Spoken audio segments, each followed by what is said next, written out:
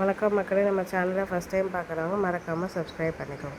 இப்போ நம்ம பார்க்க போகிறது மகாநதி தான். ராகினி வெண்ணிலா கிட்ட விஜய்க்கும் காவேரிக்கும் நடந்தது கான்ட்ராக்ட் கல்யாணம் தான், அவங்களுக்கு டிவோர்ஸ்லாம் அப்ளை பண்ணியிருக்காங்க அப்படின்லாம் சொன்னதை கேட்ட உடனே வெண்ணிலா ரொம்பவே சந்தோஷமாயிடுறாங்க. அப்போ இன்னமும் எனக்கு ஒரு சான்ஸ் இருக்குது தானே, அப்படி எப்படி நான் இந்த வீட்டை விட்டு போக முடியும், நான் விஜய் வரட்டும் நான் பேசிக்கிறேன் அப்படின்னு சொல்லிட்டு அவங்க ரொம்ப ஸ்ட்ராங்காக உட்காந்துட்ருக்காங்க. தாத்தா பாட்டிக்கிட்டலாம் பார்த்திங்கன்னா வெண்ணிலா என்கிட்ட நீங்கள் ஏன் இதெல்லாம் சொல்லவே இல்லை அப்படின்னு சொல்லிட்டு கேட்குறாங்க.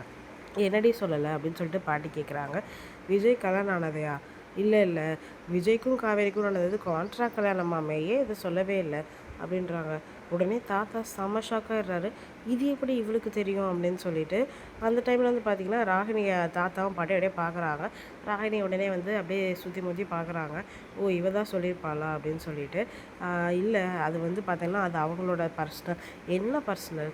இது எப்படி பர்சனல் ஆகும்? கான்ட்ராக்ட் போட்டு கல்யாணம் பண்ணுறதெல்லாம் பர்சனலா அப்படின்னு சொல்லிட்டு வெண்ணிலா பேசுகிறாங்க.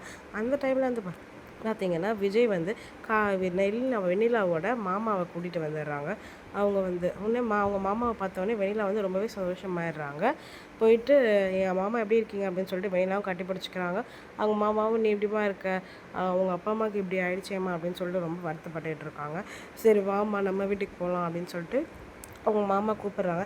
இல்லை மாமா நான் வரமாட்டேன் அப்படின்னு சொல்லிட்டு வெண்ணிலா சொல்கிறாங்க. விஜய் எல்லாருமே செம்ம ஷாக்காகிடுறாங்க. என்ன வெண்ணிலா பேசுகிற அப்படின்ட்டு.